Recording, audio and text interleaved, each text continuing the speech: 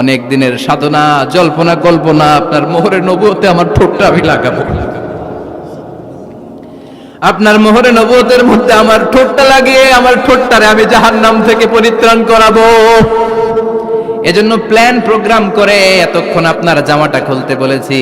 আপনার উপরে আমার কোনো হক নাই। আমার আব্বা মা, আমার সম্পদ, আমার জীবন আপনার জন্য কোরবান গো নবী।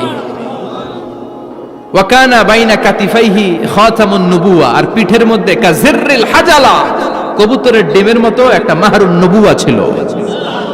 উনি যে শেষ নবী, উনি যে প্রফেট, দ্য লাস্ট মেসেঞ্জার, এটা প্রমাণ আল্লাহ সিল মেরা দিছে বাম দিকের কাঁধে, ডান দিকে না। কোন দিকে? সাহাবারা যারা এটা দেখেছেন তারা বলেছেন যে আমরা দেখেছি এর মধ্যে কিছু চুলও ছিল, একটু লালচে ছিল, একটু উঁচু ছিল। একদিন বিশ্বনবী বললেন, বান্দার কোনো হক আল্লাহ কোনোদিন ছেড়ে দেয় না।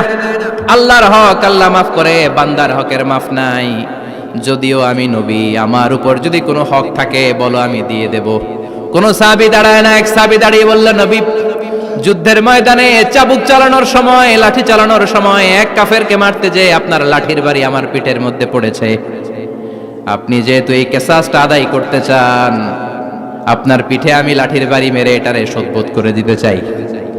সাইয়েদনা ওমরে ফারুক হাদের জামা এরকম পড়তে শুরু করছে, আয় এদিকে আয়, তোরে শোধবোধ করাই। বিশ্বনবী বললেন, ওমর রাখো, এটা বান্দার হক, মিটাতে দাও। বিশ্বনবী বললেন, আসো, তুমি এসে আমার পিঠে লাঠি দিয়ে চাবুক দিয়ে বাড়ি মারো। সাহাবী বলে, ও নবী, তখন দুর্ভিক্ষের সময়ের যুদ্ধ ছিল, আমাদের গায়ে জামা ছিল না। যখন আপনি আমার চাবুকটা পিঠের মধ্যে মেরেছেন, আমার পিঠে তখন জামা ছিল না। আপনি যদি যথা নিয়মে কিসাসটা আদায় করতে চান, আপনার জামাটা খুলেন, খালি পিঠের মধ্যে বাড়িটা মারিস। এবার আর ওমরে ফারুককে ধরে কে? এদিকে আয়, তোরে দেখাইতেছে। বিশ্বনবী বললেন, ওমর থামো, মারতে দাও। বিশ্বনবী উনার জুব্বাটা উপরের দিকে উঠালেন, পিঠের মধ্যে বাড়ি দেওয়ার জন্য ওই সাহাবীকে ডাকলেন। ওই সাহাবী বিশ্বনবীকে পিছন দিক থেকে জড়িয়ে ধরে ওই মোহরে নবুয়তের মধ্যে চুমু দিয়ে ফেলেছে। সাহাবী বললেন, নবী গো, এই নাটক করার জন্য আপনি আমারে মাফ করে দিয়েন। আপনি বিশ্বনবী, উদম গায়ে আপনারে দেখা যায় না, খালি গায়ে আপনারে দেখা যায় না। শুনেছি আপনার পিঠের মধ্যে মোহরে নবুয়ত আছে। অনেক দিনের সাধনা জল্পনা কল্পনা, আপনার মোহরে নবুয়তে আমার ঠোঁটটা আমি লাগাবো, আপনার মোহরে নবুয়তের মধ্যে আমার ঠোঁটটা লাগিয়ে আমার ঠোঁটটারে আমি জাহান্নাম থেকে পরিত্রাণ করাবো। এজন্য প্ল্যান প্রোগ্রাম করে এতক্ষণ আপনার জামাটা খুলতে বলেছি। আপনার উপরে আমার কোনো হক নাই। আমার আব্বা মা, আমার সম্পদ, আমার জীবন আপনার জন্য কোরবান গো নবী। বিশ্বনবীর পিঠে বাম দিকে খাতামুন নবুয়া ছিল, মাহরে নবুয়া। কোন বর্ণনা এসেছে উনি এই মাহরে নবুয়া দিয়ে পিছন দিকে দেখতেন। বিশ্বনবী যখন নামাজ পড়তেন উনি বলতেন, ইস্তাকিমু ওয়া'তাদিলু ইয়ারহামুকুমুল্লাহ, কাতার সোজা করো, ফাঁকা জায়গা বন্ধ করে দাও,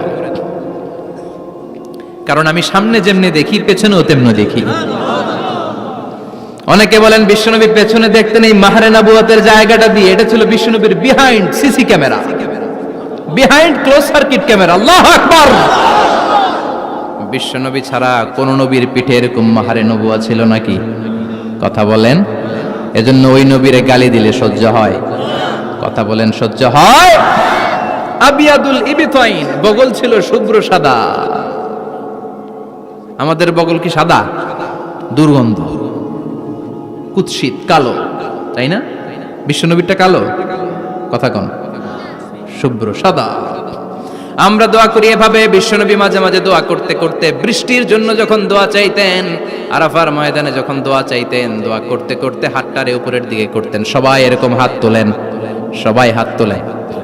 বিশ্বনবী মাঝে মাঝে আবেগের চোটে এইখান থেকে হাতটা এই জায়গায় নিয়ে যেতেন। সুবহানাল্লাহ।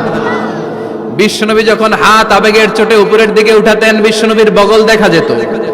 সাহাবারা বলতেন, হাত্তা ইউরা বায়াদু ইবতাইহি, এই সুযোগে আমরা দেখতাম ওনার বগলটা ধবধবে সাদা, কোনো দাগ ছিল না। মুস্তাওয়াল জাবিন, প্রশস্ত ললাট ছিল। আসাম্মুল আনফ, খাড়া নাক ছিল। বিশ্বনবীর নাক কিন্তু বোচা ছিল না, এরকম চ্যাপটা নাকরে আপনারা কোম্পানিগঞ্জে কি বলেন? চাকমা। কি নাক? হ্যাঁ, বুসা, নাক বুসা বা বোচা। বিশ্বনবীর নাক এই চাকমা স্টাইলে নাক ছিল না, খাড়া ছিল, খাড়া নাক ছিল। সুবহানাল্লাহ পড়ো। মুফাল্লিজুল আসনান, দাঁতগুলো ছিল পরিপাটি। বিশ্বনবীর দাঁতের দিকে তাকালে, বিশ্বনবীর হাসির দিকে তাকালে মনে হতো হাসিতে যেন মুক্তা ঝরে। বিশ্বনবী দেখতে কেমন ছিল আন্দাজ পাচ্ছেন না মোটামুটি? এই চমৎকার দেহটা নিয়ে যখন আয়নার সামনে দাঁড়াতেন, বিশ্বনবী জোস জোস পোজ দিতেন না। এখনকার ছেলেপেলেরা বলে আয়নার সামনে দাঁড়াইয়া দেই জোস জোস পোজ, আছে না নাই? বিশ্বনবী জোস জোস পোজ দিতেন না। বিশ্বনবী আয়নার সামনে দাঁড়িয়ে বলতেন, আল্লাহুম্মা হাসানতা খালকি ফাহসিন খুলুকি। ও আল্লাহ, আমার চেহারাটা যেমনি আপনি সুন্দর বানিয়েছেন, আমার হৃদয়টারেও সুন্দর করে দেন। What a attitude, what an attitude! কি অ্যাটিটিউড ছিল উনার! আমরা আয়নার সামনে সেজে পড়ে দাঁড়ালে চুলকে সাইজ করি, পাং করি, স্টাইল করে, ডিজাইন করি। বিশ্বনবী সুন্দর চেহারাটা নিয়ে যখন আয়নার সামনে দাঁড়াতেন বলতেন, আল্লাহ, আমার চেহারাটা যেমনি সাদা, হৃদয়টারেও সাদা করে দেন। কিছু মানুষ আছে চেহারা সাদা, হৃদয় কালো, আছে না নাই? কিছু মানুষ আছে চেহারাটা কুচকুচে কালো, অন্তরটা সাদা, এমন মানুষও আছে না নাই? বিশ্বনবীর ভেতরও সাদা, বাহিরও সাদা। সুবহানাল্লাহ। আর এই সুন্দর সাদা দেহ নিয়ে আয়নায় দাঁড়িয়ে পড়তেন, আল্লাহ, চেহারা যেমনি সুন্দর, চরিত্রটাও সুন্দর করে দেয়। এজন্য আয়নার সামনে দাঁড়িয়ে এই দোয়ার দরকার, আছে না নাই? পড়তে রাজি আছেন? মনে থাকবে না মাহফিল শেষ ভুলে যাবেন? মনে থাকবে? আয়নার সামনে আপনি যখন দাঁড়াবেন, আপনার স্ত্রী যখন দাঁড়াবে, আপনার বাচ্চারা যখন দাঁড়াবে, বলে দিবেন, বাবা, আয়নার সামনে দাঁড়ানোর দোয়া পড়ো। কত অসাধারণ দোয়া! পড়েন আওয়াজ করে আমার সাথে, আল্লাহুম্মা হাসানতা খালকি ফাহসিন খুলুকি। আল্লাহুম্মা হাসানতা খালকি ফাহসিন খুলুকি। এর মানে, আল্লাহ, আমার চেহারাটা করেছো সুন্দর, আমার আচরণ, আমার চরিত্রটাও সুন্দর করে দাও। চিৎকার করে পড়েন আমিন। তাহলে বিশ্বনবীর ব্যাপারে তিনটা কথা আমরা শুনবো বলেছিলাম, প্রথমটা শুনে ফেলেছি। মানে উনি দেখতে কেমন ছিল, উনি দেখতে কেমন ছিল, এর মধ্যে আমাদের আমলের কিছু নাই, শুধু বর্ণনা করা আর শোনা আর বিশ্বনবীকে ভালোবাসা, ঠিক কিনা? কারণ উনার না খাড়া, আমার তো খাড়া নাও হইতে পারে। উনি সুন্দর, আমি তো শ্যামলা হইতে পারি, কারণ এটা আল্লাহর দেয়া পরীক্ষা, ঠিক কিনা? দ্বিতীয় পয়েন্ট থেকে আমাদের আমল শুরু। দ্বিতীয় পয়েন্ট ছিল বিশ্বনবীর আচরণগত বৈশিষ্ট্য। আমার নবীর বিহেভিয়ার কেমন ছিল, কন্ডাক্ট সিস্টেম কেমন ছিল, ম্যানার কেমন ছিল, মানুষের সাথে কমিউনিকেশনটা কেমন ছিল, ব্যবহারিক জীবনটা কেমন ছিল, এগুলো আমল করার দরকার, আছে না নাই? কষ্ট হচ্ছে? কষ্ট হচ্ছে? মনোযোগ আছে তো? মনোযোগ আছে না গেছে? আমরা এবার শুনবো বিশ্বনবীর আচরণ কেমন ছিল। বিশ্বনবী যখন রাস্তা দিয়ে হাঁটতেন, ইয়ামশি হাউনান, বিনয়ের সাথে হাঁটতেন।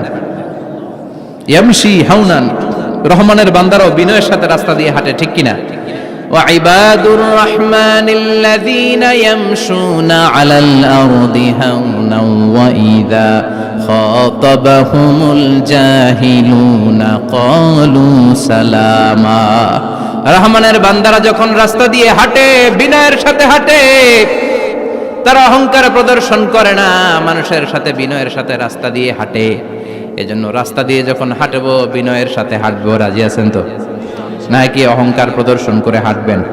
বিশেষ করে যুবকেরা, 3-4 জন যুবক একসাথে হলে রাস্তায় ওদের আর কারো হুঁশ জ্ঞান থাকে না, পুরো দুনিয়াটাই মনে হয় দুনিয়াটাই আমার, আছে না নাই?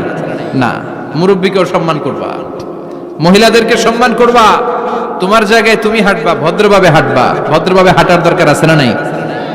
উনি মুরব্বী, একদিন উনিও তোমার মতো যুবক ছিল, ঠিক কিনা? এই যে আমার কালো দাড়ি, আজীবন কালো থাকবে? কথা বলেন। উনার সাদা দাড়ি, ছোটবেলায় মনে সাদা দাড়ি নিয়ে আসছিল না? হ্যাঁ, উনিও একদিন তাগড়া যুবক ছিল, উনিও কোম্পানিগঞ্জ বাজারে দাঁড়ালে লোকজন তাকিয়ে থাকতো, ঠিক কিনা? তার মানে রং ধরা যৌবন জং ধরে শেষ। যৌবন সব সময় থাকে না, সার্টেন একটা পিরিয়ডের জন্য আল্লাহ দিয়েছে। এজন্য যুবক ভাইরা, তোমাদের রক্ত গরম, তোমাদেরকে বিনয়ী হতে হবে বেশি, ঠিক কিনা? রাজি আছো তো সবাই? বিশ্বনবী বিনয়ের সাথে হাঁটতেন। ওয়াকানা ইয়াতাবাসসাম, সবসময় মুচকি হাসতেন। কি করতেন? মুচকি হাসেন তো আপনারা? হাসেন না? মুচকি হাসবেন, কারণ মুচকি হাসতে পয়সা লাগে না। লাগে? মুচকি হাসি দেন তো একটা। এই যে সবার এখন মুচকি হাসি, পয়সা লাগছে? কথা কর। তাবাসসুমুকা ফি ওয়াজহি আখিকা সাদাকা, you would smile to your brother, it's a charity. তুমি তোমার ভাইয়ের দিকে তাকিয়ে যে মুচকি হাসবে, এত সদকা দেওয়ার সওয়াব হয়ে যাবে। বিশ্বনবী সব সময় মুচকি হাসতেন। হাসি তিন ধরনের, তাবাসসুম, দিহক, কাহকাহা। কাহকাহা মানে অট্টহাসি, আলিফ লাইলার দত্তরা যেমন হাসি দেয় ওই হাসি। এটা নামাজের মধ্যে কেউ দিলে নামাজও শেষ, ওযুও। আর দেহেক, হালকা আওয়াজে হাসি, সামান্য দাঁত দেখা যায় মাঝে মাঝে বিশ্বনবী মজা করে এরকম হাসি দিতেন, কিন্তু সব সময় বিশ্বনবীর ঠোঁটের মধ্যে মুচকি হাসি লেগেই থাকতো। তাহলে আমরা বিনয়ের সাথে হাঁটবো, নাম্বার 1। নাম্বার 2, সব সময় মুচকি হাসবো। রাজি আছেন? ঘরে যেই স্ত্রীকে একটা মুচকি হাসি দিবেন, আজকে রাতেই দিবেন, যেই একটা মুচকি হাসি। রাজি আছেন? হ্যাঁ? ভালোবাসা বাড়াই দিবে কে? কথা কয় না। ভালোবাসার কথা আসলে আওয়াজ কমে যায়। ভালোবাসার কথাও কোরআনে আছে না নাই? আল্লাহু আকবার। আল্লাহ দাম্পত্য জীবনের ভালোবাসা তুমি বাড়িয়ে দাও। ইদাল তাফাতা ইলতাফাতা জামিআন। এই দুই একজন ওঠা বসা করতেছে কেন? ওঠা বসা করা যাবে না, বসেন। আর অল্প কয়েক মিনিট কথা বলবো। এখানে তো অনেক বিশৃঙ্খলা, আমি তো বলতেছি না কিছু, অনেক বিশৃঙ্খল হয়ে গেছে মাহফিলটা। ওঠা বসা করা যাবে না, বসেন। 2-4 মিনিট কথা বলে আমরা একসাথে বিদায় নিব। কারণ এই মাহফিলগুলোর একটা সৌন্দর্য আছে, আপনি ওঠা বসা করলে সৌন্দর্যটা নষ্ট হয়। আপনি কি মনে করছেন শুধু এই মিডিয়া কর্মীরাই ভিডিও করে, ফেরেশতাদের ভিডিও নাই? ওয়া কুল্লা শাইইন আহসাইনাহু ফি ইমামিম মুবিন। ফেরেশতাদের ভিডিও ক্যামেরার নাম ইমামুম মুবিন। সুবহানাল্লাহ পড়েন। এই ইমামুম মুবিন নামক ক্যামকর্ডার, এটা দিয়ে তারা রেকর্ড করে নিয়ে যায়। এজন্য ওঠা বসা করলে এটা সুন্দর লাগবে। কথা বলেন। আর উঠবেন কেউ? আর কয়েক মিনিট কথা বলবো, আমরা কেউ উঠবো না ইনশাআল্লাহ। পড়েন। ইদাল তাফাতা ইলতাফাতা জামিআন। বিশ্বনবীর যদি ডানে বায়ে কোথাও তাকানোর দরকার হতো, উনি আর চোখে তাকাতেন না। অনেকে এইভাবে বসে আছে, ডানে এমনে তাকায়, এমনে আছে না নাই? এইভাবে এমনে তাকায়, আছে না নাই? এইভাবে তাকানো যাবে না। বিশ্বনবী ডানে তাকানোর দরকার হলে ইলতাফাতা জামিআন, অ্যাবাউট টার্ন, ঘুরে যেতেন, ঘুরে এইভাবে তাকাতেন। আবার বায়ে তাকানোর দরকার হলে বুকটা নিয়ে, শরীরটা নিয়ে ঘুরে যেতেন, এইভাবে তাকাতেন। সুবহানাল্লাহ পড়বেন না? আর চোখে তাকানো কি ভালো স্বভাব? বিশ্বনবী ইদাল তাফাতা ইলতাফাতা জামিআন, যেদিকে তাকাবেন ওদিকে ফুল্লি মনোনিবেশ করতেন, তারপরে তাকাতেন। সুবহানাল্লাহ পড়েন। ওয়া কানা মুস্তাহিয়ান, লাজুক ছিলেন, বেশ লাজুক। এখন সমাজে লাজুকতা নাই, লাজ শরম আমরা হারাতে বসেছি, ঠিক কি না? বিশ্বনবী আসাদ্দু হায়াআন মিনাল আযরা ফি খিদরিহা, যেই মেয়েদের বিয়ে হয় নাই, এমন ভার্জিন নারী, কুমারী নারী যারা পর্দার ভেতরে অনেক লাজুক হয়ে বসে থাকে, বিশ্বনবী পর্দার আড়ালের ওই কুমারী নারীদের চাইতেও বেশি লাজুক ছিলেন। এত লাজুক ছিলেন, এত লাজুক ছিলেন, লজ্জা পেলে চেহারাটা বিশ্বনবী লাল হয়ে যেত। ছোট্টবেলায় হালিমাতুস সাদিয়ার বাড়িতে যখন দুধ খেতে গিয়েছিলেন, বিশ্বনবীর দুধমা হালিমাতুস সাদিয়া বলে, এই কুরাইশি মুহাম্মদ ছেলেটাকে কখনো কাঁদতে দেখি নাই। ক্ষুধা লাগলেও কাঁদে না, ব্যথা পেলেও কাঁদে না, শুধু লজ্জাস্থানের জায়গা থেকে কাপড়টা একটু সরে গেলে ছোট্ট মুহাম্মদ চিৎকার দিয়ে ওঠে। কি বুঝে সে? ক্ষুধা লাগলেও কাঁদতো না, ব্যথা পেলেও কাঁদতো না, লজ্জাস্থানের জায়গা থেকে কাপড় সরে গেলে বিশ্বনবী চিৎকার দিয়ে উঠতেন। সুবহানাল্লাহ পড়েন। এজন্য লজ্জা শরমের দরকার আছে না নাই? ইযা লাম তাস্তাহি ফাসনা মা শিতা। যদি লজ্জা শরম না থাকে, যা মন চায় তাই করতে পারো। এটা আমাদের বাংলাদেশে ব্যাপক। লাজ শরম কিচ্ছু নাই, যে যেটার যোগ্য না সে সেইটা করতে যায়, ঠিক কি না? এই যে হিরো আলমের মনোনয়ন নিয়ে টানাটানি, কোনো লজ্জা শরম আছে? আমার যোগ্যতা থাকতে হবে না? আমাকে রাজনীতি জানতে হবে না? আমাকে যদি আজকে বলে মিজানুর রহমান আজহারি আপনি অনেক কোয়ালিফাইড লোক, আপনি কালকেই দেশের প্রধানমন্ত্রী, আমি ওই জায়গায় বেহুশ। কারণ আমার নাই কোনো রাজনৈতিক জ্ঞান, নাই কোনো ডিপ্লোম্যাটিক জ্ঞান, নাই কোনো কূটনৈতিক জ্ঞান, এই কাজ আমার নয়। এজন্য লাজুকতার বড় দরকার। যেখানে যার বসা দরকার সে সেখানে যাবে। কিয়ামতের আগে যেই লোক যেই চেয়ারে বসার দরকার ওই লোক ওই চেয়ারে বসবে না। এটা হলো কিয়ামতের আলামত। জোরে কোন ঠিক কিনা? সভাপতি হওয়ার যোগ্যতা নাই, সভাপতি হয়, আছে না নাই? সেক্রেটারি হওয়ার যোগ্যতা নাই, সেক্রেটারি হয়, এরকম সমাজে আছে না নাই? নেতা হওয়ার যোগ্যতা নাই, নেতা হয়, আছে না নাই? সবগুলো কিয়ামতের আলামত। আমার বিশ্বনবী এমন লাজুক ছিলেন, বিশ্বনবীর মতো এমন লাজুক নবী আর কেউ ছিল নাকি? কথা বলেন। ওয়াকানা আসহাবুল মাইমানা, বিশ্বনবী ডানপন্থী ছিলেন। কি পন্থী? কি পন্থী? মুষ্টিবদ্ধ ডান হাতটাকে এরকম উপরের দিকে করেন আর চিৎকার করে বলেন, বিশ্বনবী কোন পন্থী ছিল? আমরা কোন পন্থী? জান্নাতে কারা ঢুকবে? কোন বামপন্থীর স্থান জান্নাতের ভেতরে হবে? চিৎকার করে বলেন, কোন নাস্তিক জান্নাতে ঢুকতে পারবে? এজন্য নবীদের মতো ডানপন্থী হতে হবে। যেরকম ঠিক কিনা? বিশ্বনবী সব ভালো কাজগুলো ডান দিক দিয়ে করতে পছন্দ করতেন। জামা পরলে ডান দিক দিয়ে, খাবার বিতরণ করলে ডান দিক দিয়ে, মুসাফা করা শুরু করলে ডান দিক দিয়ে, ডান দিক দিয়ে ভালো কাজ বিশ্বনবী পছন্দ করতেন। সুবহানাল্লাহ পড়েন। আসহাবুল মাইমানা, বিশ্বনবী মেহমানদারি করতে পছন্দ করতেন। আমরা করি তো? মেহমানদারি করান? মেহমান ঘরে আসলে ভালো লাগে? খারাপ লাগে কার কার দেখি? সবার ভালো লাগে, কিন্তু আমরা অনেকে খুশি হই না।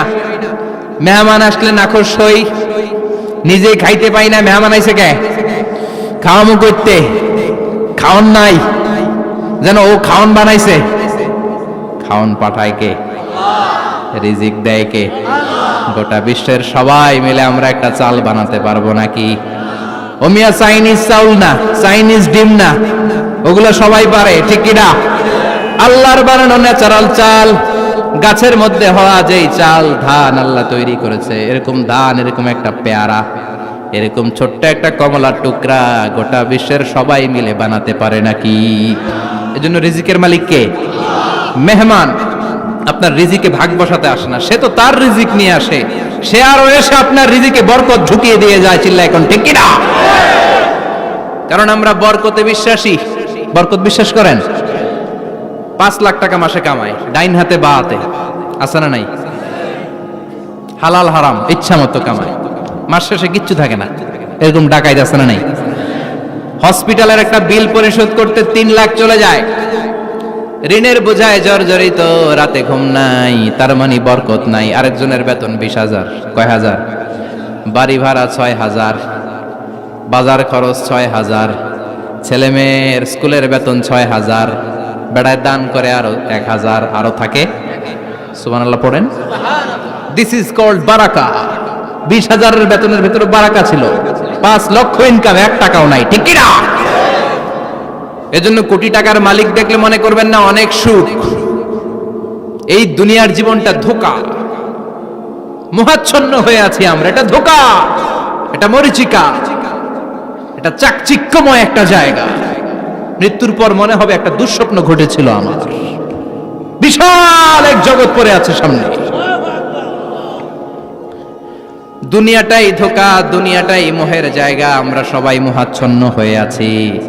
দুনিয়ার উদাহরণ হলো 3টা লাশ আর 4টা স্বর্ণের টুকরার সমান। 3 জন যুবক কাজের জন্য বেরিয়েছে, পথিমধ্যে 4টা স্বর্ণের টুকরা পেয়েছে। যুবক কয়টা? স্বর্ণ পাইছে কয়টা? মহা খুশি, খুশিতে বাকবাকুম, 4টা স্বর্ণের বড় বড় টুকরা পেয়েছে। আমরা আজীবন খেলে বসে খেয়ে যেতে পারবো, কিচ্ছু লাগবে না আমাদের। 3 বন্ধু বলে ভাগ করি, আরেকজন বলে ক্ষুধা লাগছে। একজন যা বাজার থেকে রুটি কিনে নিয়ে আয়, খাওয়ার পরে ভাগ করবো। একজন রুটি কিনতে গেল, শয়তান 2টারে বুঝায়, ওইটারে মারতে পারলে ভাগ বটোয়ারা সহজ হবে। তোরা 2 জন স্বর্ণ 4টা, তুই নিবি 2টা, ও নিবে 2টা। হিসাব সহজ না? 2 বন্ধু প্ল্যান করছে, ওইটারে মাইরা তুই 2টা, আমি 2টা। যেটা রুটি আনতে গেছে প্ল্যান করেছে, রুটির মধ্যে বিষ মিশায় নেই। কি মিশাবো? বিষ। তাহলে বিষ খাওয়া আর রুটি খেয়ে ওই 2টা সে সব পাবে, আমি পাবো। ভাগাভাগির কিছু নাই, সব যাবে আমার কাছে। 4টা স্বর্ণের টুকরার মালিক আমি। রুটির মধ্যে বিষ মেখে নিয়ে এসেছে। ওই 2 বন্ধু প্ল্যান অনুযায়ী ওইটারে ধরে মেরে ফেলছে। এবার মহা খুশি। এক বন্ধু কয়, এবার তো ভাগ বটর আর কিছু নাই, তুই 2টা, আমি 2টা, আগে খাইয়া লইস। আগে খাওয়ার পরে এই 2টাও নাই। তিনটা লাশ, চারটা স্বর্ণের টুকরা, এটাই তো দুনিয়ার জীবন, ঠিক কিনা? আসল জীবন কবর থেকে শুরু হবে, কোন ঠিক কিনা? একদিন মাটির ভেতরে হবে ঘর রে মন আমার, কেন বাঁধো দালান ঘর রে মন আমার, কেন বাঁধো দালান ঘর, ঠিক কিনা? দুনিয়ার জীবন আসল জীবন না, এটা মরিচিকা, এটা ধোঁকা, এটা মোহ, এটা শয়তানের চাকচিক্য। আসল জীবন কবরের জীবন, আসল জীবন সামনে পড়ে আছে, জন্য বরকতে বিশ্বাস করি আমরা, ঠিক কিনা? ল্যান্ড ক্রুজার দাপিয়ে বেড়ায়, বড় বড় টাওয়ারের মালিক, অনেক সম্পদের মালিক, এটা দেখেই মনে করবেন না অনেক সুখে আছে, ঘরে যেয়ে দেখেন কোনো সুখ নাই, ঠিক কিনা? সাধারণত টাকা যার বেশি দুঃখ তার বেশি, টাকা যার কম সুখ তার বেশি। সুবহানাল্লাহ পড়েন। আল কানাআতু মিনাল ইসলাম। এজন্য আমার শ্রমিক ভাইয়েরা, আপনাদের এক পা জান্নাতে এমনি ঢুকে আছে। নামাজ পড়বেন, মা বাবার খেদমত করবেন, ইসলামের নিয়মগুলো মানবেন, দ্বিতীয় পাটাও জান্নাতে ঢুকায় দিবে কে? আর যারা কোটি কোটি টাকার পাহাড় বানিয়েছে, ওদের হিসাবের ফিরিস্তি অনেক বড়। বিশাল বাড়ির মালিক, ল্যান্ড ক্রুজার চালায়, সাবরোলেট চালায়, পোরশে, ফারারে, ল্যাম্বরগিনি চালায়, আছে না নাই? ঘরে সুখ নাই, রাতে ঘুম নাই, টেনশন আর টেনশন, 4টা ট্যাবলেট খেয়ে আধা ঘন্টা ঘুমাতে পারে না, এরকম ধনী আছে না নাই? সব ধনীরা আবার এক পাল্লায় মাইপেন না। হালাল পন্থায় মাথার ঘাম পায়ে ফেলে যেই ধনী ব্যবসায়ীরা বড় লোক হয়েছে, ওদের ঘরে ঠিকই শান্তি আছে। তার মানে টাকা যার বেশি, অসুখ তার বেশি, কিচ্ছু খেতে পারে না। দেখবেন ধনীদের খাবারের ডায়েটে থাকে ভেজিটেবলস আইটেম, ঠিক কিনা? এমনি হজম হয় না, আবার ডাক্তারের কাছে গেলে বলে কিচ্ছু খাবেন না, খালি ঘাস খাবেন। কি খাবেন? মানে ভেজিটেবল খাবেন, সবজি খাবেন তো সুস্থ থাকবেন, আছে না নাই? ঘুম নাই, শান্তি নাই। এই যে কোম্পানিগঞ্জ বাজারের যারা কুলি মজুর শ্রমিক, এদের ঘুমে ঝামেলা আছে, কথা বলেন। ধনী পয়সাওয়ালা কোটিপতি, সে ঘুমের ট্যাবলেট খায়, ঘুমের জন্য যে ট্যাবলেট লাগে রিকশাওয়ালা ওইটাই জানে না, ঠিক কিনা? 1000 কোটি টাকার মালিক হলে বাড়ি কিনা যায়, গাড়ি কিনা যায়, সুখ কিনা যায় না। কোম্পানিগঞ্জ বাজারে সুখ বিক্রি হয় এমন দোকান আছে নাকি? কথা কন, একটাও নাই। কি করলেন আপনারা? সুখের দোকান দিতে পারলেন না? কি আজীব তামাশা! টাকা দিয়ে সুখ কিনা যায় না, গাড়ি কিনা যায়, বাড়ি কিনা যায়, কিন্তু সুখ নো ওয়ে, কেনা যায় না। টাকা হলে জাজিম কিনা যায়, বালিশ কিনা যায়, ঘুম কিনা যায় না। ঘুম কিনা যায়? ফার্মেসিতে ডাক্তারের কাছে যে যদি বলেন 2000 টাকার ঘুম দেন, দিবে? ডাক্তার কি বলবে? দূর মিয়া, আমারই ঘুম আসে না, তোমারে আমি ঘুম বিক্রি করুম, আছে না নাই? শ্রমিক ভাই, রিকশাওয়ালাদের ঘুমের ঝামেলা নাই, যেখানে রাই তো ওইখানেই, যেখানে রাই তো ওইখানেই কাই। ওর মাথা লাগতে দেরি বিছানায়, নাক ডাকতে দেরি হয়, ওর নাকের ডাকের আওয়াজে ট্রাকের ইঞ্জিনও ফেল, ঠিক কিনা? এজন্য আমরা বরকতে বিশ্বাসী। অল্প খাবো, অল্প পড়বো, অল্প জমাবো, অল্পের ভেতর বরকত দিয়েছে কে? এজন্য মেহমান আসলে বিশ্বনবী খুশি হতেন, আমরাও মেহমান আসলে খুশি হব। রাজি আছি না নাই? সবাই রাজি? মেহমানদারি করাবেন তো? এরপরে বিশ্বনবী ইনসাফ করতেন। কি করতেন? ইনসাফ করতেন। বিচার করার সময় বিশ্বনবী ইনসাফ করতেন। গোটা বিশ্বকে ইনসাফ শিখিয়েছেন বিশ্বনবী। আমাদের দেশেও তো ইনসাফ হয় না? হাইকোর্টে, সুপ্রিম কোর্টে, গ্রাম্য সালিশে আছে, আছে। আহা, আহকামুল হাকিমিনের দরবারে সবগুলো বিচার আবার বসবে। চিল্লায় বলেন ঠিক কিনা? অমিয়া দুনিয়াতে বিচারপতি বিচারের রায় দেয়, ওই বিচারপতিরও বিচার আছে না নাই? সবচেয়ে বড় বিচারপতির নাম কি? বিশ্বনবী ইনসাফ করে গোটা বিশ্বকে দেখিয়ে গেলেন কেমন করে বিচার করতে হয়। বিশ্বনবীর কাছে কখনো বিচার আসলে বিশ্বনবী দুই পক্ষের কথা শুনে রায় দিতেন। পড়েন সুবহানাল্লাহ। সব সময় দুই পক্ষের কথা শুনে রায়। এখন কি দুই পক্ষকে সমান প্রিভিলেজ দেয়া হয়? কথা বলেন। কারণ কোরআন দিয়ে বিচার হয় না। কোরআন দিয়ে বিচার হোক আমরা চাই কি চাই না?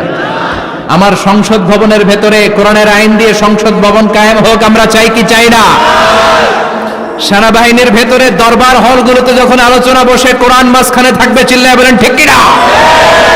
দেশের সবগুলো ক্যান্টনমেন্টের ভেতরে কোরআন থাকার দরকার আছে না নাই? সবগুলো আদালতের ভেতরে কোরআন থাকার দরকার আছে না নাই? কোরআনের আইন অনুযায়ী আমার দেশের সব নিয়ম কারণ চলবে, আমরা চাই কি চাই না? এই কোরআনের আইনের বিরুদ্ধে যদি কোনো আইন পাশ করা হয়, আমরা ওই আইনের বিরুদ্ধে চিৎকার করে বলেন ঠিক কিনা? আমরা এই কোরআনের জন্য সব বাজি রাখতে রাজি আছি, আমরা জীবন বাজি রাখতে রাজি আছি, আমরা দেহের তাজা রক্ত বিলিয়ে দিতে রাজি আছি, জোরে বলেন ঠিক কিনা? কোরআনের জন্য কে কে ময়দানে থাকতে রাজি আছেন? হাত উঁচু করে আল্লাহর দেখা।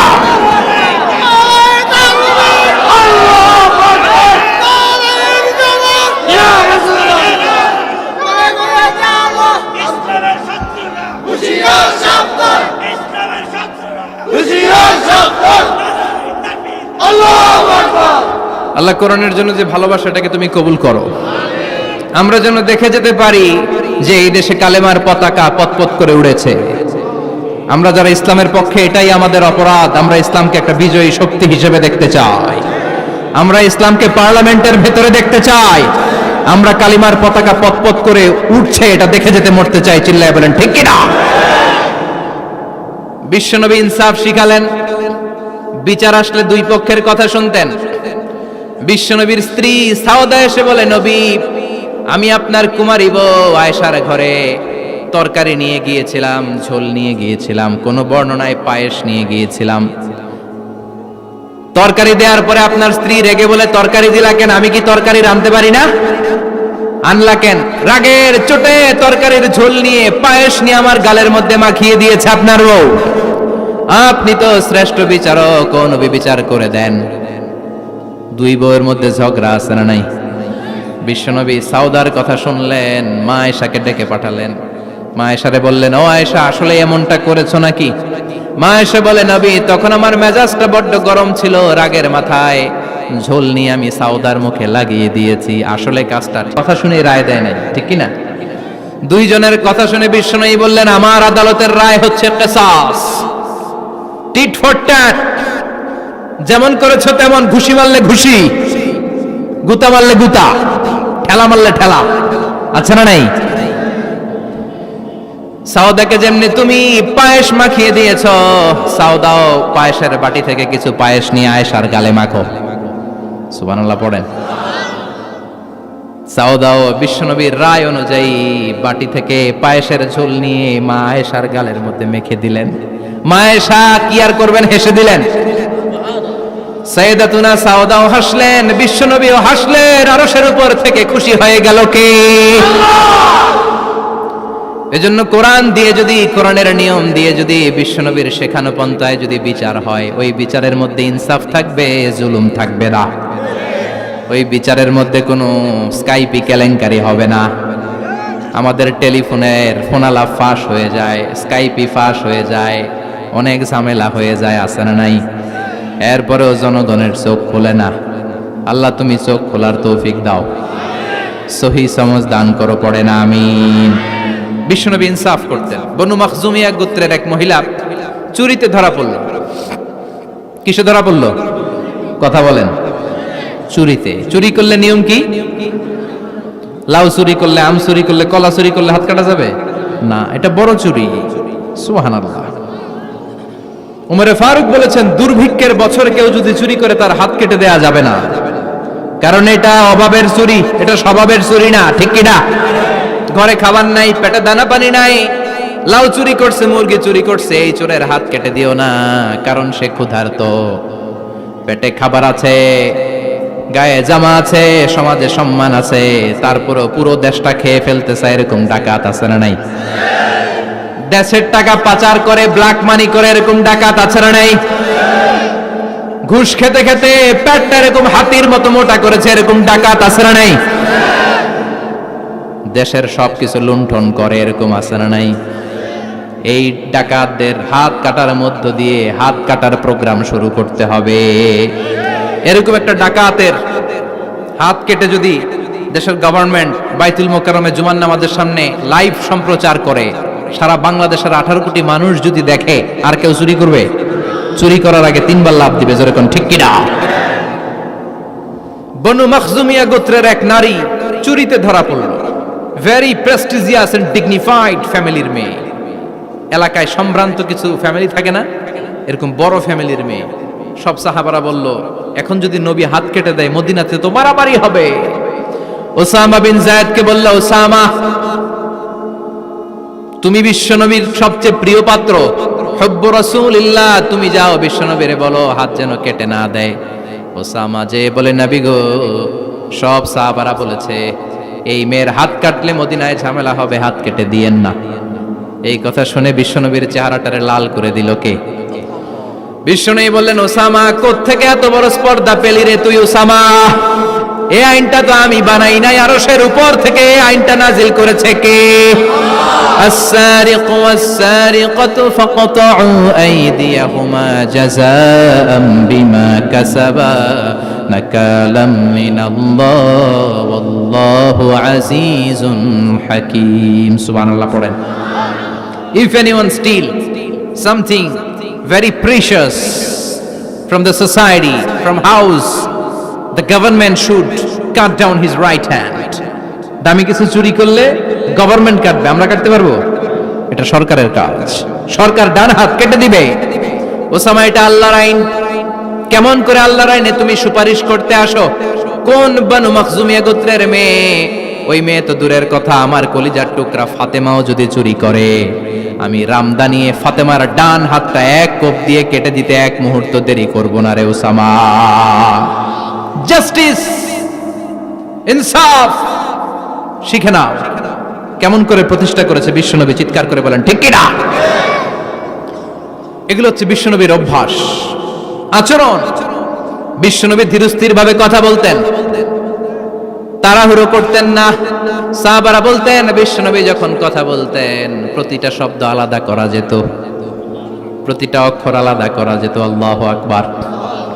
আবার জরুরি কোনো কথা যখন বিশ্বনবী বলতেন, ওইটাকে 3 বার বিশ্বনবী রিপিট করতেন। কয়বার?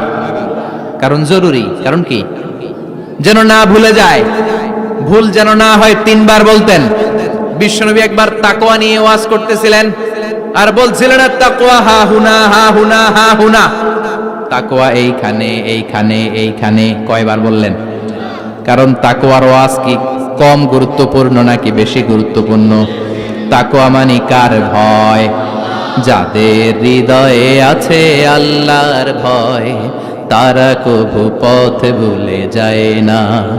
আল্লাহর প্রেম ছাড়া এই দুনিয়ায় কারো কাছে কোনো কিছু চায় না, ঠিক কি না?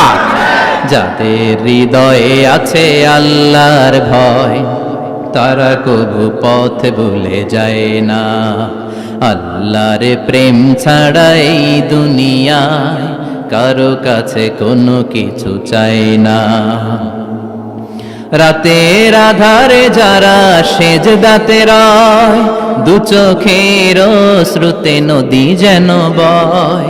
রাতের আধারে যারা সেজদাতে রয়, দু চোখের শ্রুতে নদী যেন বয়।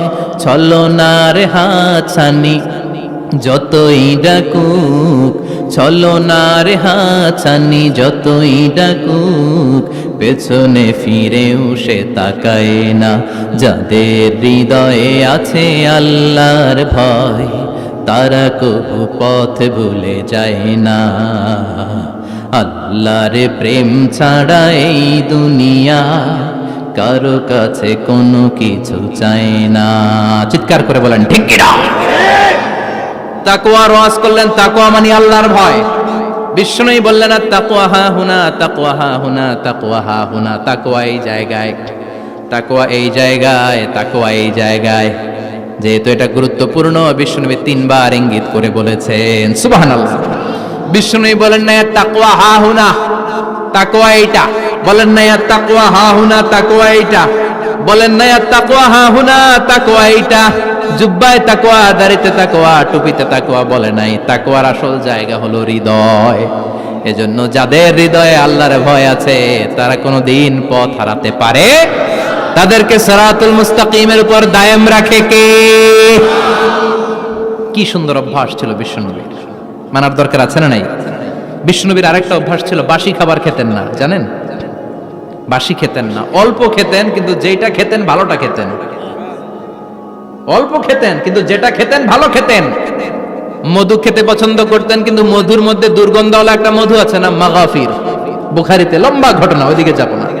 এই মাগাফিরের মধু উনি খেতে চাইতেন না।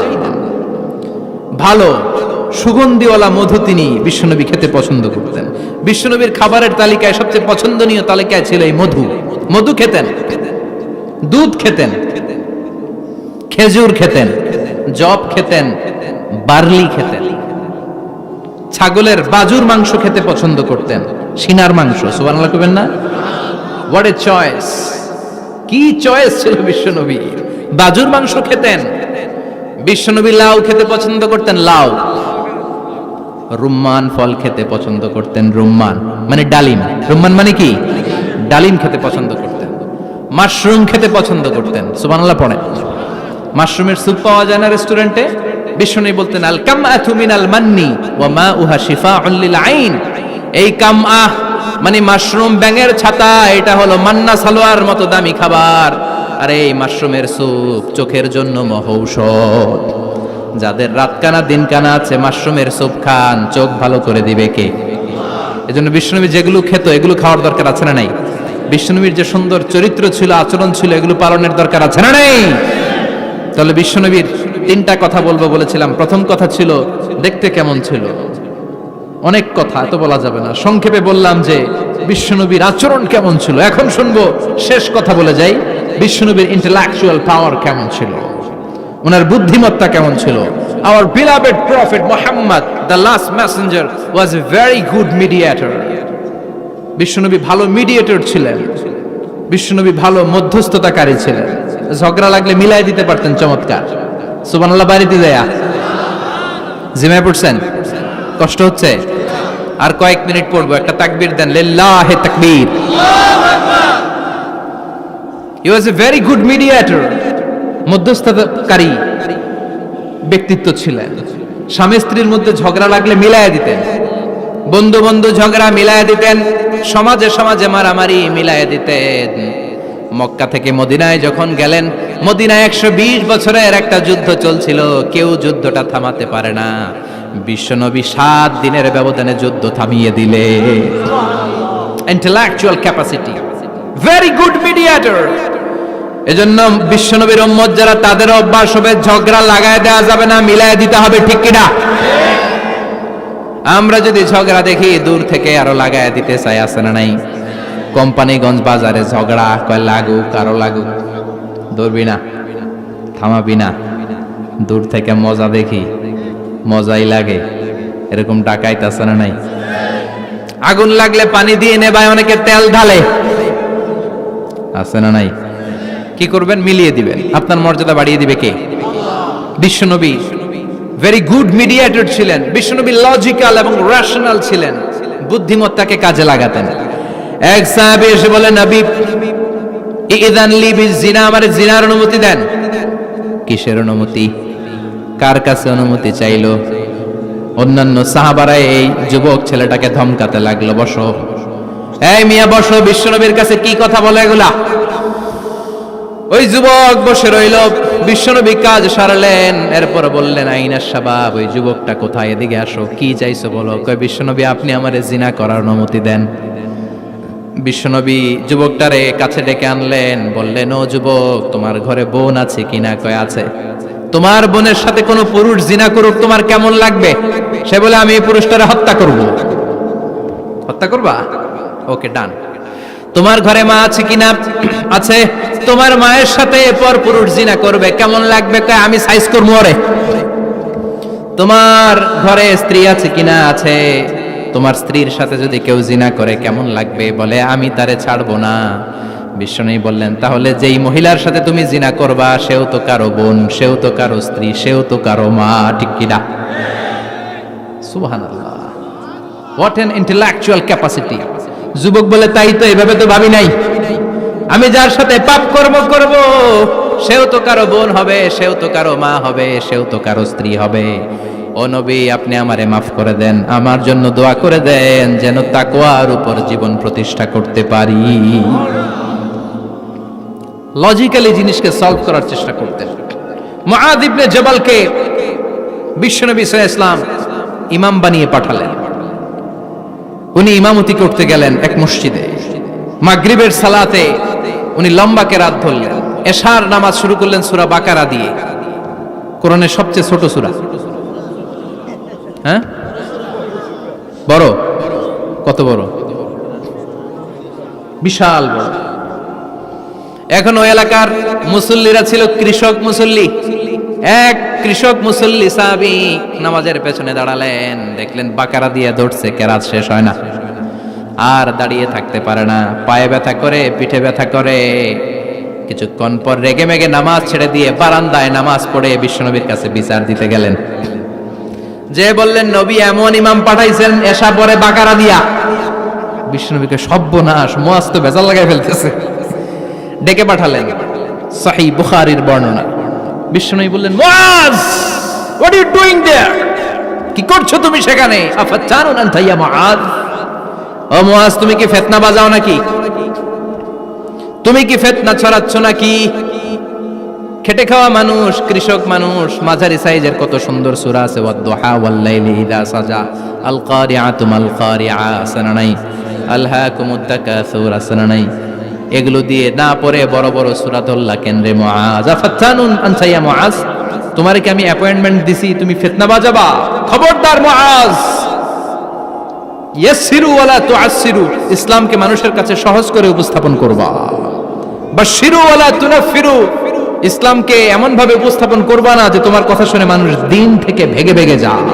তাহলে এই দায়ভার ইসলামের নয়, এই দায়ভার বর্তমানে তোমার কাঁধের উপর। চিৎকার করে বলেন ঠিক কিনা? আমাদের মধ্যে অনেকে ইসলামকে অনেক কঠিন করে ফেলে, মানুষকে আশার বাণী শোনায় না। কই এমনে না পড়লে আপনার বাদ, আপনি বেদাত করছেন, আপনি শিরক করছেন, আপনার কিচ্ছু হবে না। যারে বলে কিচ্ছু হবে না, সে বলে আমার যেহেতু কিচ্ছু হবে না, তোর কথা শোনার আমার দরকার নাই। যে আমারে আশার বাণী শোনায় আমি তার কাছে যাই, ঠিক কিনা? এজন্য সহিহ ইসলাম আপনি প্রচার করবেন, but your approach should be very flexible. 70 বছর যেটা চালু আছে আপনি একদিনই উঠিয়ে দিতে পারবেন? It's not a logical approach. বিশ্বনবীর অ্যাপ্রোচ, বিশ্বনবীর রেশনাল ক্যাপাসিটি এমনটা ছিল না। সহজভাবে বুঝাবেন। আদ-দীনু ইউসরুন লা উসরা ফি, দিনটা হলো সহজ, দিনের মধ্যে কাঠিন্যতা নাই। সুবহানাল্লাহ, কি ক্যাপাসিটি! আমি যেমনি আপনাদেরকে নিয়ে বসে ওয়াজ করতেছি, বিশ্বনবী ওয়াজ করতেন, তবে সংক্ষিপ্ত ওয়াজ। আমরা আধা ঘন্টা করে যদি রাখতে চাই, হুজুর আরো আধা ঘন্টা করেন। তো আরো আধ ঘন্টা করে যদি শেষ করতে চাই, হুজুর আর 10 মিনিট করেন। হুজুর ওয়াজ অনেক টেস্ট লাগে, হুজুর নামাজ টেস্ট লাগে না। আচ্ছা না নাই? ওয়াজ ভাল লাগে, নামাজ ভাল লাগে না, কিন্তু বিশ্বনবীর ওয়াজ ছিল সংক্ষিপ্ত। আর বিশ্বনবী বলতেন, one of the minor sign before the day of judgment, your lecture will be longer, your সালাত উইল বি শর্টার। কিয়ামতের আগে তোমাদের লেকচার, ইসলামী লেকচার লম্বা হবে, নামাজ হয়ে যাবে সংক্ষিপ্ত। এই আলামত সমাজে আছে না নাই? বিশ্বনবী সংক্ষিপ্ত কথা বলতেন, আর ওনার বুদ্ধিবৃত্তিক ক্যাপাসিটি কাজে লাগিয়ে তিনি বুঝাতেন। হাত দিয়ে ইঙ্গিত করতেন, আঙ্গুলের বিভিন্ন ব্যবহার সমাজে আছে না নাই? এরকম করলে এটারে লাইক বলে না, এরকম করলে বলে ডিসলাইক। আবার ক্রিকেটে এরকম করলে কয় ছক্কা, আবার একটা উড়াইলে কয় তুই যা। একটা মানে কি? আবার বিজয় দেখায় কেমনে? কথা কন, ভিক্টরি। আছে না নাই? বিশ্বনবীও এটাকে মডার্ন টিচিং মেথোডোলজি বলে। আধুনিক শিক্ষা পদ্ধতিতে এখন দেখবেন যে আগে ব্ল্যাক বোর্ডে লিখতো, এখন হোয়াইট বোর্ডে লিখে মার্কার দিয়ে। আগে বই থেকে বুঝাতো, এখন ভিজুয়ালাইজ করে, ভিডিও দেখিয়ে শেখানো হয়, ঠিক কিনা? বিশ্বনবী এটা করতেন। বিশ্বনবী একবার কিয়ামতের ওয়াজ করছেন, দুইটা আঙ্গুলকে এরকম করে বললেন, আনা বুইসতু আনা ওয়াস সাআতু কাহাতাইন, এই দুইটা আঙ্গুল যেমনি কাছাকাছি, আমি এবং কিয়ামত এরকম কাছাকাছি নাজিল হয়েছি। আমি এবং কিয়ামত এরকম কাছাকাছি। বুইসতু আনা ওয়াস সাআতু কাহাতাইন। আবার বলতেন, আনা ওয়া কাফিলুল ইয়াতীমি কাহাতাইন, আমি এবং ইয়াতীমের রক্ষণাবেক্ষণকারী এই দুইজন জান্নাতে এরকম কাছাকাছি থাকবো। কোন সুবহানাল্লাহ। এরকম আঙ্গুল দিয়ে বিশ্বনবী বুঝাতে চাইতেন। আবার মাটির মধ্যে খেজুর গাছের ডালা দিয়ে লম্বা একটা দাগ টানলেন, ডানে বায়ে অনেকগুলো দাগ টানলেন। সাহাবারা বললেন এটা কি? বিশ্বনবী বললেন এই যে দাগটা দেখলা, এই দাগটার নাম হলো সিরাতুল মুস্তাকিম। চিল্লায় বলেন এই দাগটার নাম কি? সিরাতাল মুস্তাকিম। আর ডানে বায়ে ছোট ছোট যে দাগগুলো দিলাম এগুলো হলো সুবুলুশ শয়তান, শয়তানের রাস্তা। সিরাতুল মুস্তাকিমে উঠলে শয়তানের রাস্তা থেকে অনেক হাতছানি আছে না নাই? ডানে বায়ে তাকানো যাবে না। সিরাতুল মুস্তাকিমে যে তুমি উঠেছো, চলতে থাকে বা চলা শুরু হলো দুনিয়াতে, শেষ হয়ে যাবে জান্নাতে। বিশ্বনবী মাঝে মাঝে বোঝানোর জন্য প্রশ্ন করতেন, কারণ প্রশ্ন ছুড়ে দিলে মানুষের মধ্যে জানার আগ্রহ বাড়ে না কমে? কথা বলেন। আমি যদি একটা প্রশ্ন করি আর বললাম উত্তর দেন, কেউ পারতেছেন, একটু ঠেকা ঠেকা ভাব, ঠেকে যাচ্ছেন, তখন হুট করে উত্তরটা বললে এটার জীবনে ভুলবেন না, ভুলবেন? কারণ ওই যে ঠেকছেন, শিখছো কোথায়? ঠেকছি যেথায়, ঠিক কি না? বিশ্বনবী প্রশ্ন করতেন। বিশ্বনবীর এই প্রশ্নটা বলে শেষ করছি। বিশ্বনবী সাহাবাদের মাঝখানে ওয়াজ করতেছেন আর বলতেছেন, ইন্না মিনা শাজারি শাজারা লা ইয়াসকুতু ওয়ারাকুহা মাসালুহু কামাসালিল মুসলিম। বললেন আমাদের এই ভূখণ্ডে এমন একটা গাছ আছে, যেই গাছের পাতা ঝরে না, এই গাছের দৃষ্টান্ত মুমিনের দৃষ্টান্তের মতো। বলো তো গাছটা কি? কে জানো? কেউ কথা কয় না। কি গাছ? কি গাছ? কেউ কথা কয় না, কেউ বলতে পারে না। কেউ বলে শাজারাতুল বাওয়াদি, ওই ক্যাকটাস গাছ, পাহাড়ি গাছ, ওই গাছ, সেই গাছ, কেউ বলতে পারে না। বিশ্বনবী বললেন কেউ পারো নাই? সঠিকটা শুনে নাও, ইন্নাহা নাখলা, এটা খেজুর গাছ। সুবহানাল্লাহ পড়েন। সাহাবীরা ভাবছে এটা তো ঘরের পাশে আছে, এটা মনে কয় নাই। সব ঘরের চিপায় আরব দেশে খেজুর গাছ, সাহাবারা ভাবছে এটা তো ঘরের গাছ, এটা মনে হয় জিজ্ঞেস করে না, এজন্য দূরে দূরে চিন্তা করছে। কোন সুবহানাল্লাহ। সব সাহাবীরা বাড়িতে ফিরে গেলেন। ওমরে ফারুক, ওনার ছেলে আব্দুল্লাহ ইবনে ওমরও গেল। আব্দুল্লাহ বলে, আব্বা, বিষ্ণুনবী যে জিজ্ঞেস করেছিল বলো তো কোন গাছের পাতা ঝরে না, যেই গাছের দৃষ্টান্ত মুমিনের দৃষ্টান্তের মতো, আপনারা কেউ পারেন নাই, আমি কিন্তু জানতাম এটা খেজুর গাছ। ওমরে ফারুক বললেন, বেটা কইলি না কেন? কইতে পারলে নবীর সামনে আমার কলিজাটা এত বড় হয়ে যেত। আমার কলিজার টুকরা ছেলে পেড়েছে, কেউ পারে নাই। আব্দুল্লাহ বলে, বাপ চাচা আপনারা কেউ পারেন না, আমি কই কেমনে? শরম লাগছে, শরম। সুবহানাল্লাহ কইবেন না? QA session, questioning answering session করে বিশ্বনবী সাহাবাদেরকে শিখাতে চাইতেন। এজন্য এ নবী এমন নবী যে নবীর পুরো জীবনের প্রতিটি ইঞ্চি ইঞ্চি জায়গাতে আমাদের জন্য শিক্ষা আছে না নাই? এই শিক্ষাগুলো গ্রহণ করতে রাজি আছেন তো? যা শুনলাম আমল করতে রাজি আছেন তো? বিশ্বনবীর জীবনী গ্রন্থ বেশি বেশি স্টাডি করতে রাজি আছেন ইনশাআল্লাহ? দু চারজন কইছে খালি। সবাই রাজি আছেন তো ইনশাআল্লাহ? যাদের ঘরে বিশ্বনবীর কোনো জীবনী নাই, বাংলা অনেক জীবনী গ্রন্থ পাওয়া যায়। কোম্পানিগঞ্জের ইসলামী যে লাইব্রেরিগুলো আছে সেখান থেকে বিশ্বনবীর জীবনী গ্রন্থ কালেক্ট করে পড়বেন। বিশ্বনবীর জীবনী হচ্ছে আমাদের জন্য মডেল, ঠিক কি না? এবং এই মডেল অনুযায়ী যদি আমাদের জীবনকে আমরা সাজাতে পারি, জান্নাতের দুয়ারগুলো আমাদের জন্য খোলা রাখবে কে? আল্লাহ আমাদের সবাইকে কথাগুলো বুঝার ও আমল করার তৌফিক দান করুক। আমরা পড়ি আমিন। কেউ উঠবেন না। যতগুলো কথা বলেছি কোরআন সুন্নাহর আলোকে বলেছি, বানিয়ে কিছু বলি নাই। তারপরেও আমার মনের অজান্তে কোনো মিস ইনফরমেশন যদি আমার মুখ ফসকে বেরিয়ে যায়, সেগুলো যেন আল্লাহ তাআলা আপনাদের স্মৃতিপট থেকে মুছে দেয়। আমরা পড়ি আমিন। সত্য, সুন্দর, কল্যাণকর, হকের পক্ষে যা বললাম তার সবটুকুন আল্লাহ তাআলা প্রথমে আমাকে এবং আপনাদের সবাইকে আমলের তৌফিক দান করে। আমরা পড়ি আমিন। আপনারা সবাই ভালো থাকবেন, সুস্থ থাকবেন, সুন্দর থাকবেন, কোরআনের সাথে থাকবেন। সুবহানাকাল্লাহুম্মা বিহামদিকা আশহাদু আল্লা ইলাহা ইল্লা আনতা আস্তাগফিরুকা ওয়া আতুবু ইলাইক।